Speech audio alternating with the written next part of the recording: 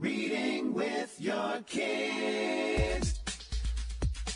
Hola, ni hao, konnichiwa, assalamu alaikum, shalom, mahaba, moni moni wanji, namaste, jumbo, bienvenidos. Hi, my name is Jed Lee, and this is the Reading with Your Kids podcast. We are coming to you from the beautiful neighborhood of Reedville in the southwest corner of Boston, Massachusetts. We are so delighted and so very honored that you join us in our mission to help all families grow closer through reading. Please be sure to tell all of your family and friends, your kids' teachers, librarians, principal, and please be sure to subscribe to the show on the iHeartRadio app, on Spotify, Apple Podcasts, Amazon Music, Good Pods. Today our guest is Rosalie Mastaler. She is here to celebrate Hunter's Tall Tales. Before we invite Rosalie into the studio, we want to let you know that this episode of the Reading with Your Kids podcast is brought to you by Adelaide and the Cosmic Rescue Squad, written by Zoe Twith. After watching her young son struggle with pandemic-related anxiety, mom and creative Zoe Twith was inspired to create a children's adventure series that would introduce calming tools like art, humming, and meditation to help ease kids' anxieties and help them better understand their own mental health. The great books in the series, like Adelaide and the Cosmic Rescue Squad, each come with a QR code that is linked to a free audiobook version of the story, a fun activity, and a soothing meditation. I really love these books. I'm holding Adelaide and the Cosmic Rescue Squad in my hand. The illustrations are really fun. The story is really fun and inspiring, and you and your kids are going to love it. It's Adelaide and the Cosmic Rescue Squad by Zoe Twith. This episode of the Reading with Your Kids podcast is also brought to you by the Princess of Picky Eating Tries New Foods. It's book number 1 in the Delicious and Nutritious series, written by Stacy Woodson. This is a really fantastic and fun series written by the esteemed registered dietitian and homeschool mom, Stacy Woodson. The series is sure to engage all children with beautiful illustrations, dynamic characters, lots of alliterations, and repeating phrases.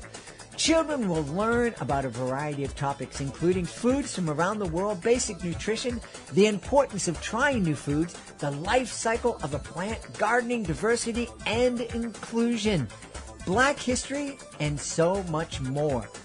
The collection is perfect for parents and educators looking to improve the health of their children and their lives and add diverse stories to their home libraries or classrooms.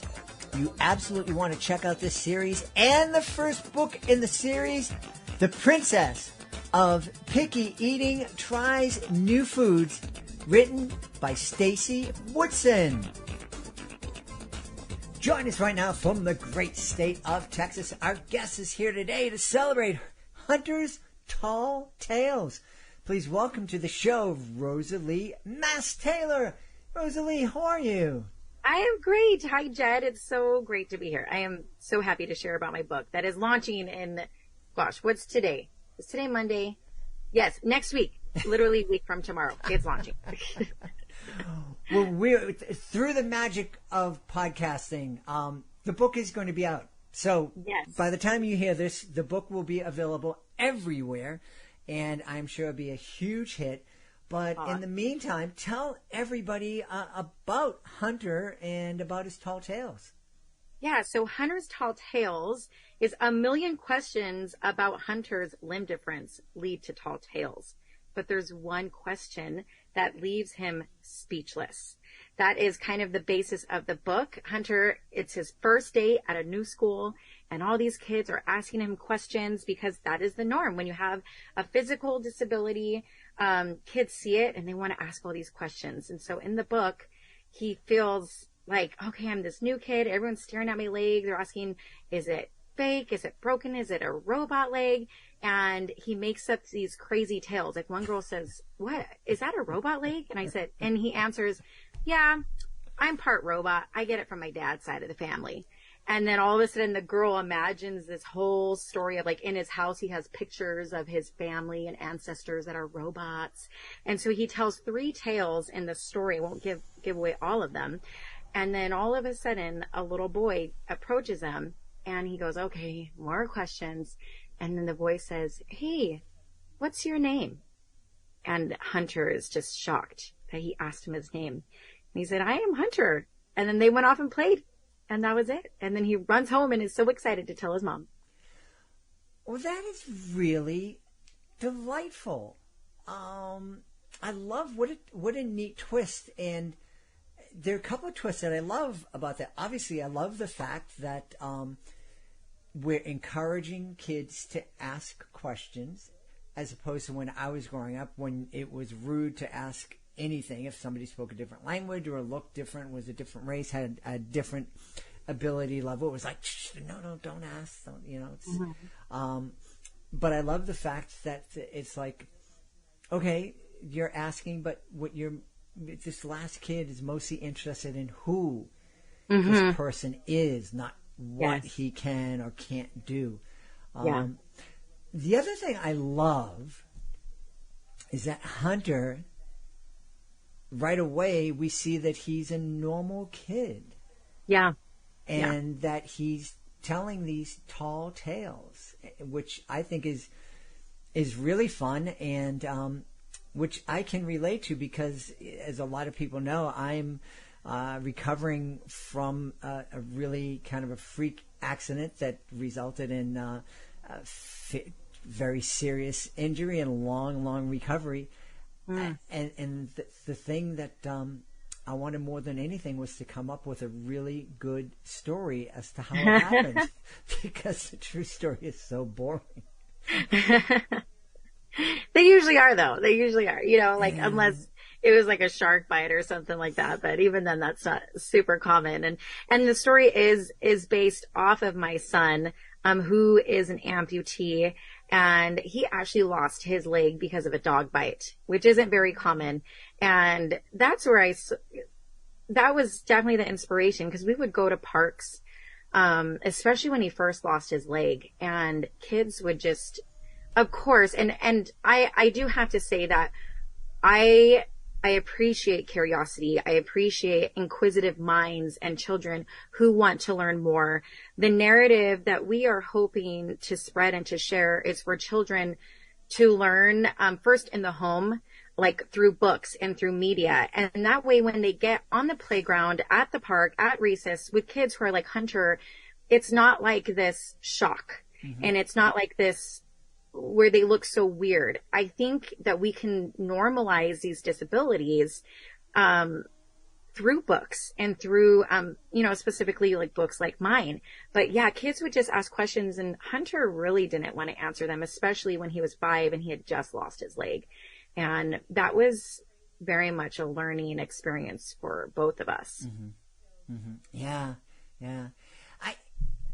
I can't imagine being 5 years old and needing to go through this experience, but also needing to answer questions. It's like that, like you said, you want kids to be able to ask questions so that Hunter isn't excluded, that kids aren't afraid of him and feel awkward around him.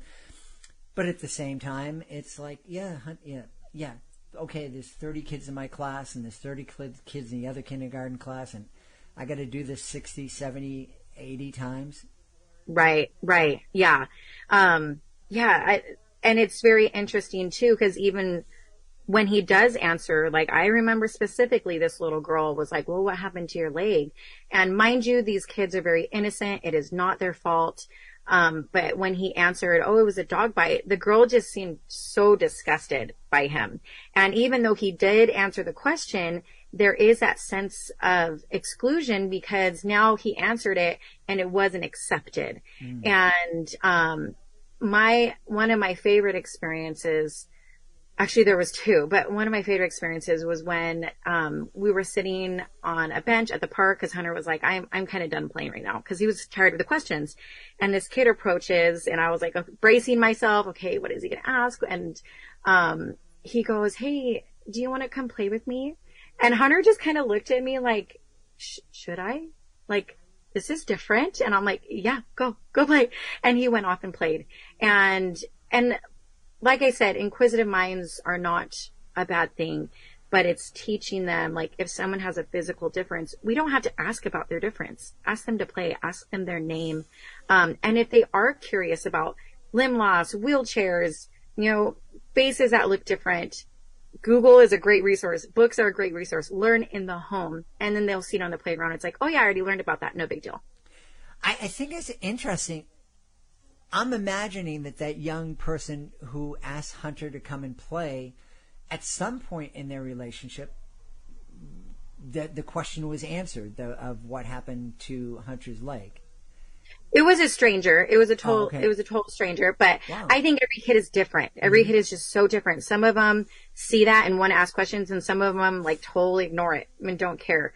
And so you get all these different personalities, but like, it's almost, you get the different parts of personalities from kids when you're in these situations. Yeah. I guess it's important for us to help our kids understand that the one thing we all need to know about somebody who is different, no matter whether it's a limb difference or another intellectual disability, or just the fact that they speak a different language, is first and foremost, that person is a person. Yes. And I think the first thing that we should recognize is that personhood. Yeah. Like that young person did with Hunter, and to say, hey, do you want to come and play? Yeah, exactly. Yeah. Tell me, what was it that, because I'm guessing from just our conversation here, you didn't dream of being a children's author when you were growing up, and that this was, that Hunter's Tall Tales was inspired by your son and wanting to kind of share this message with others. What was it that kind of gave you the inspiration to, like, hey, I need to write about this. I need to tell the world a little bit more about my son. Yeah, I think that's a little bit of twofold, because it was very much that need, and there is a huge hole in the publishing industry regarding books that feature characters with disabilities. Only 3.5% of books have a character featuring a disability. That is an insanely low number. Once I found that out, that really lit a fire of like, why is there such a huge hole? There needs to be change. We can do better.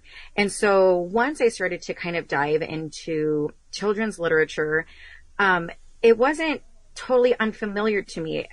The love of reading and writing all came back, and I was able to kind of look through my past and like look through keepsake boxes and find journals that were like filled from one end to the other. I've always loved to write. I've always loved to express myself through writing, and I've always loved storytelling. I grew up being an avid reader and reading stories.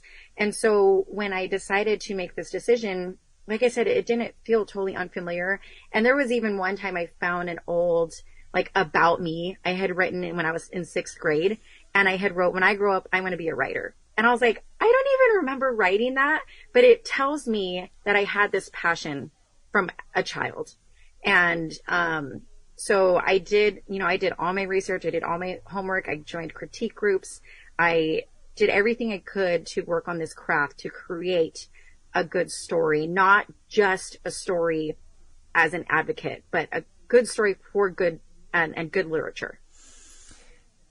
I think that's really, really important. We have a lot of authors who listen to the podcast, and I think all the steps that you took were real important. And if you're an aspiring author, listen to what Rosalie is saying. Get involved in those critique groups. Make sure you get your book especially if you're self-publishing. Make sure you get your book edited. And that doesn't mean asking your spouse to read it for typos. It's right.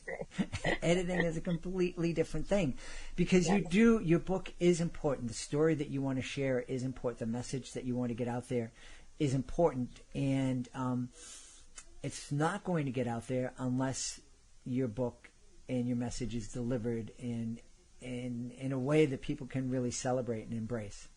Right. I mean, one of my biggest hopes is that the kids who read this book will want to read it more than once. Mm-hmm. And that is very telling of your book. You know, is the parent going to read it to them? And they're like, oh yeah, that was good. But what I have learned is, you know, how does the book make them feel? And if they have that good feeling, whether it's humorous or there's a light touch to it, they're going to want that feeling again. And they're going to get that feeling back from reading the books that they love. And so, you know, I wanted to really stay away from being didactic. I wanted to stay away from having a book that was more on the educational side. I really wanted to tell a fun and humorous story so that they could feel something, but also, you know, get that little bit of message of like, wait, there's a kid there that has a leg that's like a robot leg. Let's open up these conversations. And that's what I'm really hoping to, is that these kids see that character of Hunter, and conversations will be started with that, whoever is reading to them. Yeah. Hey, you know, you mentioned you're hoping kids feel something. One of our favorite guests, Rajana Laraka, who is an amazing best-selling author and has been on the show a number of times. She came on and was sharing some of her tips for writers, and she said that when she writes, she starts with an emotion. What is it that she wants the audience to feel? And you said that you wanted your audience to feel an emotion. What emotion were you hoping kids would feel as they read the book? That is a great question. I want them, there's a few, but I want them to feel a sense of friendship and also humor, because I wanted to bring that lightheartedness to it, but I want them to feel like, oh yeah, this is how I feel when I'm interacting with someone, and looking at them as a friend. So I think that's what I want. I want them to see it and think, I want to be that friend. And because I feel like kids love friends. Kids love, especially at that young age, they're so innocent, and I just feel like they typically love people. And so I think that connection and inclusion, relationships, all that stuff. Tell me, and this just occurred to me. I think I've shared on the podcast. I know I've shared that I've done educational magic shows for 30 years. But one of the things that I've noticed in the last few years is that kids have become incredibly empathetic, to the point that one of my jokes that worked for years and years and years doesn't work anymore. And oh no. Basically what I do is I show this empty bag and I say, hey, look, this bag is empty, just like my head. And what used to get lots of laughs now might get a few laughs from the older teachers in the back of the room, but more often we'll get a kid in the front row saying, oh, Jedley, your head's not empty, you have a brain. And to which I want to get, yeah, I get it, kid, but you're missing the point. But so it made me think that, you know, we're teaching our kids that we shouldn't be laughing at kids who are different and have different abilities, which is a great message. But I'm wondering, do you think there might be a parent out there who will read this book and read that here Hunter is kind of laughing at himself and making light of his limb difference and telling kids that he's a robot? And if there was a parent out there who was objecting to this and saying, oh, kids shouldn't laugh at their disabilities, what might you say to that parent? Another great question, Jed. So I think Hunter is telling these tall tales not to make fun of himself, but because he's not comfortable. And one of the things I remember as Hunter got older and started to take his, I started to figure out, okay, what do you want to do when people ask you questions? How do you want to answer them? Do you want to answer them? So, and now he's 13 next week. Well, he'll be 13 by the time everyone listens to this. I will have my first teenager. But I remember when he was a little bit older and I knew I could get like a more solid answer from him. I said, what do you prefer? And he basically said, I am fine telling people my story and what happened to me after we are friends. And he doesn't want to tell strangers. He doesn't want to tell the kid that knows nothing about him that comes up to him on the playground. And not every person is like that, but that was Hunter's choice. And as I have gotten deeper and listened more to the disability community, his answer is very similar to a lot of the other people in the disability community. And so I'm like, okay, he's kind of the norm. And I know that can bother people because they think, well, my kid asked a question or I asked a question. And you said something at the very beginning, how back in the day it was rude to ask questions. Well, now we've switched the script and now it's rude to not answer questions. So you have people like Hunter who are being asked, we walk into an ice cream store. Oh, what happened to your leg? We walked through customs one time, showed his passport. Oh, hey, what happened to you? Like these are very real scenarios. And Hunter feels like, oh my gosh, these are adults asking me questions. It's going to be rude if I don't answer it. But then it's a little different when it's a kid. He feels like he's more confident with what he wants to do. So he tells these tales because he doesn't know these kids. So he would rather, for lack of better words, kind of mess with them and say, you asked me this question. You asked me if it was a robot leg. So I'm going to tell you it's a robot leg. There is one girl that was just like, what's wrong with it? Why is you like that? And in his mind, nothing's wrong with it. So I'm going to tell you that my piranhas in my pool bit it off. So that one's a little more of an edgy story, but I hope that parents are able to see that as why he's telling those tales and it's not, him making fun of the situation. Yeah. This is a thought that I had because we love encouraging families after they read with their kids to have conversations about the books and kind of the natural things. We're getting close to episode 1800, so it's like, you read a book and then maybe you imagine yourself in this situation, or what would you do, or what story. And so initially when I heard that, in Hunter's Tall Tales, we hear Hunter tell 3 different stories of what happened to his leg, and I thought, wow, maybe it might be fun for a family after they read the book the second or third time to sit down and think, well, what other kind of tall tale could Hunter say? But I'm curious, what do you think that's something that would be that would help a kid more relate to Hunter and somebody like Hunter, or do you think it might be insensitive and something that we don't want to encourage? I think a good question would be, what are some questions that you might have for Hunter? Mm-hmm. And let's go through those questions. And what is a question you might have for Hunter that's not about his disability? Mm-hmm. Or maybe a question like, hey, so first of all, even people with wheelchairs, mobility aids, prosthetics, they usually have cool designs on their stuff. Hunter's had, a lot of cool, he's had the Marvel Avengers on his leg before. I've seen kids have minions on their legs. You see pretty designs on wheels of wheelchairs, and parents can encourage, how about you say, wow, that's a really cool design on your leg. Why did you choose that? Those are so much better questions than what happened to you, what's wrong with you, which is very negative. Mm-hmm. Is it broken? All these different questions that kind of dig a little too deep for a kid.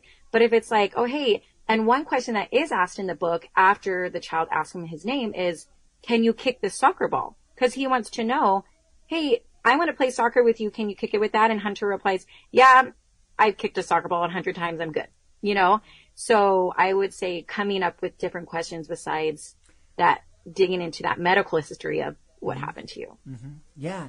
Do you think Hunter could kick a soccer ball? Do you think he could climb a tree with me? Do you think he'd go on a hike and swim? Yeah. How do you think Hunter might swim with his prosthetic? Yeah, very, very cool. I love it. I think I have shared on the podcast that back in 1989, when I was making the transition from human services to being a full-time performer, I had a job working with kids with severe intellectual disabilities. And part of my job was to create a video exploring and celebrating the project that that I started that gave my kids an opportunity to develop friendships with kids in a typical public school. And it was a lot of fun. The name of the video is Melt Down the Walls That Separate. It's on YouTube. You can see what I look like 30-something years ago and hear my wicked bad Boston accent. But I think we've come a long way since 1989, but we still have a long way to go in helping our kids first see people who are different as human beings and as a potential friend. Yeah. Rosalie, where can we go to see more about you and see more about Hunter's Tall Tales? My website, which is my name, RosalieMastaler.com. We're also pretty active on Instagram, and that is Mastaler Party of 5. And those are the main places you can find us. And we will have our second book being announced here pretty soon too. So that's really exciting. We can't wait.